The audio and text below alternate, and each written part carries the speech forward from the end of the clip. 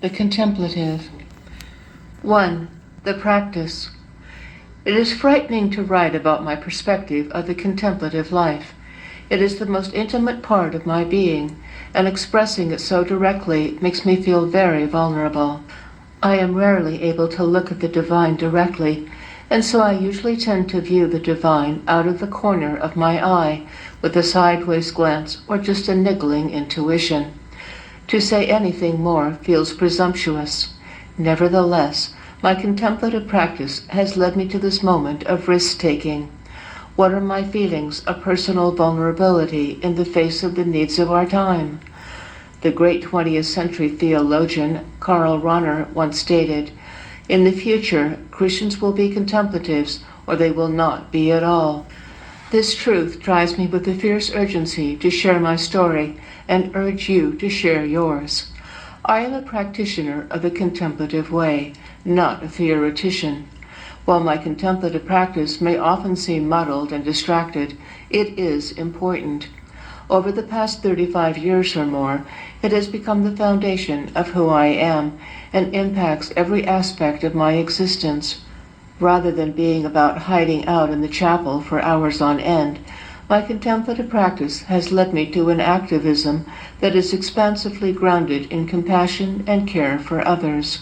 When I first began to meditate in the Zen style, I worried that I would become detached and ethereal. In fact, I have experienced the opposite. The practice has led me deeper into political action and encounter. It has become the vibrant core of my being. However, I had never talked about the practice. I just did it. It was not until the first decade of the century, when I heard Father Michael Crosby, OFM Capuchin, speak about being a contemplative, that I had the courage even to name my practice.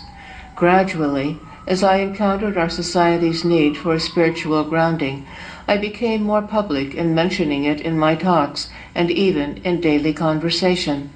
Now, on some mornings when an idea about work has wandered into my awareness during meditation, I am likely to say to a staff member, "I had an idea during my distracted meditation this morning." The urgency of our current times gives me the boldness to write about my contemplative journey. I offer the simple truth. The exuberant divine holds us at every moment. But let me first explain how I got to the revelation of this truth. My journey. By nature, I am reflective and get insights in a highly intuitive fashion. After opening a legal practice to serve the working poor families of Oakland, California in 1977, I started dabbling in centering prayer. At first, I listened to tape recordings by Father Basil Pennington and Father Thomas Keating. I hungered to live a grounded spirituality that could sustain me in the risk-taking creation of the law center and practicing law. In 1983, my community sponsored a long weekend retreat with Father Willigus Jaeger, OSB. Father Willigus was both a Benedictine priest and a Zen Roshi teacher. During those 5 days, I found the Zen prayer practice that spoke to my being. The experience was like that of diving off a high diving board into a refreshing pool. This pool became my contemplative practice. Following this initial experience, most mornings I would take time to meditate.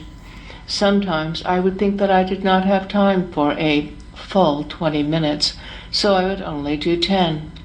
But despite this bargaining, I was moderately faithful to the practice and often made annual Zen retreats in this bilingual, Christian content, Buddhist style fashion.